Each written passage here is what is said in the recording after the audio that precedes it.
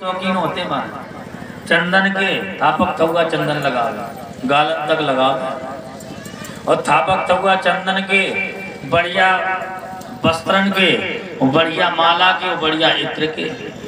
और जैसे ही आगे बढ़े तो ब्रजवासी कहने लगे भैया अभी माला तो पहनी ना है, माला तो पहनवा। भगवान कहने लगे भैया तो तुम लोगों को विवाह भी हम यही करवा देंगे, विवाह भी नहीं करवाए, जब माला पहननी है इत्र लगानी है सब वही करेंगे। तो महाराज भगवान माली के पास जाते हैं, माली से कहने लगे मामा जी राम राम। माली ने जैसे ही देखा भगवान आए हैं तुरंत चरणों में गिर गया, भगवान से कहने लगा प्रभु क्या सेवा करें आप। भगवान ने कहा हम ब्रजवासियन के गले में माला डाल दो और बढ़िया इत्र लगाए दो। तो सब ब्रजवासियन के गले में माला डाल दी, वो बढ़िया इत्र लगाई दी। अब जैसे ही आगे पहुंचे भैया भी कहा रहेगा, बोले चंदन और रह गए, चंदन और लगवाए वो कि ना लगवाए। और जैसे ही चंदन की बारी आई तो एक 3 जगह से टेढ़ी कुब्जा चंदन लिए कटोरी में महाराज कंस को लगाने जा रहे। भगवान ने जैसे ही देखा तो कहने लगे अरे सुंदरी किधर जा रही हो। जैसे ही महाराज सुंदरी सुना आग बबूला हो गया। विचार करिए 3 जगह से टेढ़ी कुब्जा से कोई सुंदरी कह दे कैसा लगेगा। आई तुरंत तो कहने लगी तुझे मैं कहां से सुंदरी दिख रही हूं, लड़ने लगी। भगवान कहने लगे तेरा तन भले ही सुंदर ना हो लेकिन मन तो है, हमें ना पहचाने। बोले नहीं तो, बोले मैं आपके महाराज कंस का भांजा हूं। भूतना जैसे ही महाराज कुब्जा ने देखा तो कुब्जा ने देखते ही भगवान को प्रणाम किया कि प्रभु धन्य है हमारे भाग जो आपके दर्शन हो गए। प्रभु धन्य हमारे, क्या सेवा करूं प्रभु आप। कुब्जा से भगवान कहने लगे हम ब्रजवासियन के थापक थुआ चंदन लगाए थे, बस यही सेवा है। तो सब ब्रजवासियन को बलराम जी सहित चंदन लगाए दियो। अब भगवान को जो को कछु देवे तो भगवान भी बात को कछु न कछु देवे कि नहीं। भगवान ने कहा कुब्जा जरा इधर आना।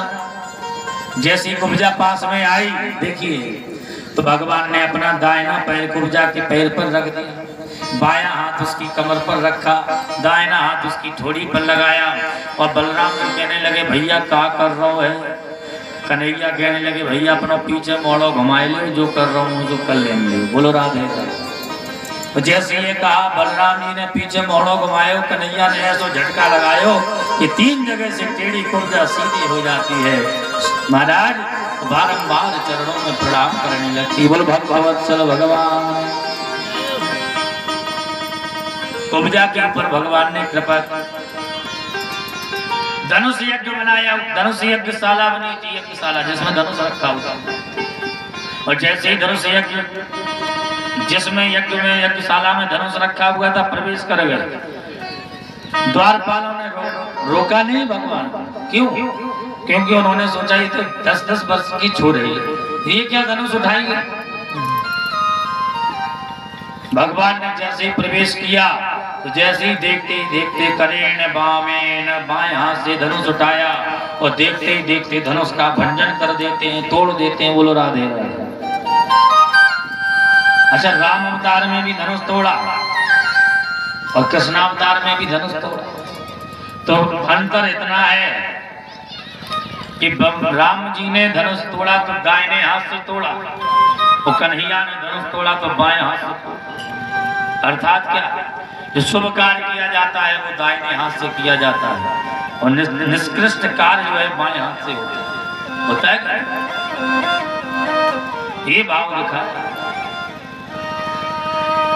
अब जैसे ही महाराज धनुष का भंजन कर दिया, एक एक टुकड़ा ले लिया कृष्ण बलराम, सैनिक भागते हुए आए और जैसे युद्ध होने लगा भगवान ने धनुष के टुकड़े से पीट पीट के गोविंदाय नमो नमः कर दिया। बोलो राम।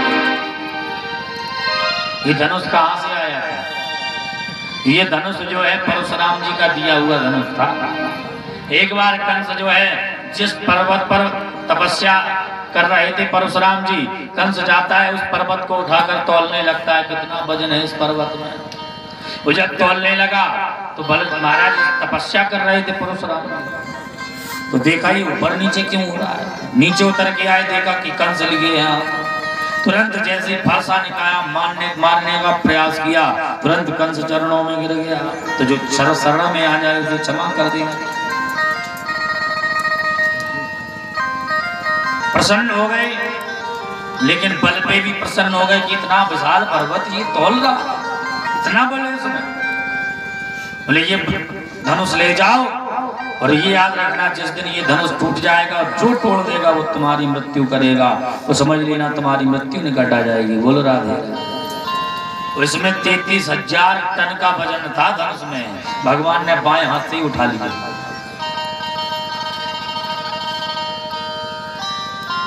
विचार करें, आगे जैसे महल में प्रवेश करना चाहा तो कुबलिया पीठ नाम का हाथी खड़ा था। महावत ने जैसे ललकारा, तुरंत हाथी मारने को दौड़ा। तुरंत भगवान ने एक एक हाथ से कृष्ण बलराम ने रोक लिया और एक एक हाथ से दांत तोड़कर पीट कर दांतों से गोविंदाय नमो नमः कर दिया। बोलो राधे। कंधे पर दांत को रखकर जैसे महल में प्रवेश करते हैं, एक हाथी कहां से आया? कुबलिया। इसमें 10,000 हाथियों का बल था महाराज। ये जरासंध का हाथी था।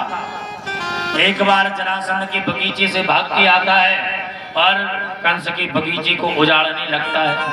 बड़े बड़े पहलवान गए लेकिन कोई नहीं रोक पाया। तब कंस जाता है, कंस ने पैर पकड़ा, घुमा के ऐसा फेंका कि जरासंध के राज्य में आके गिरता है। जरासंध समझ गया कि इतना बलशाली कौन है। खोज की, कंस को प्राप्त हुआ। जैसे कंस के बारे में सुना तो अस्थि प्राप्ति नाम की दोनों कन्याओं का विवाह कर देता है। कंस के साथ में दहेज में ये हाथी दे देता है। बोलो राधे।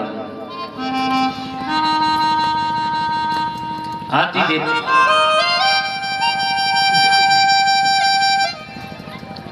और जब हाथी दे देता है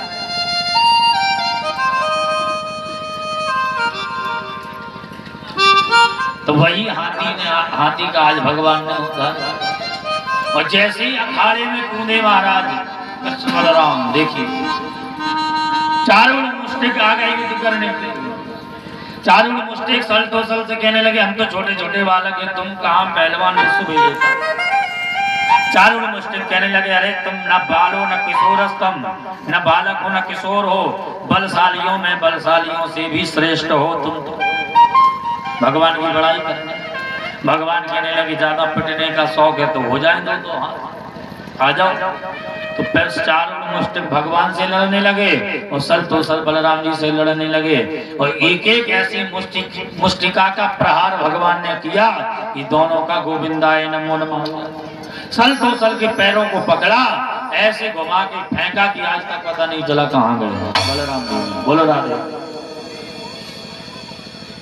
अब जैसी दोनों भुजाएं खड़ी करके भगवान मल युद्ध में खड़े हैं खाड़े में, तो बड़ी सुंदर वर्णन करते हैं सुखदेव जी महाराज। कहते हैं, मल्ला नाम सनिर्नराम नरवरा स्मरो स्त्री नाम स्मरो मूर्ति नाम गोपानाम सुजनो सताम चितिभुजाम शास्ता सुपुत्रो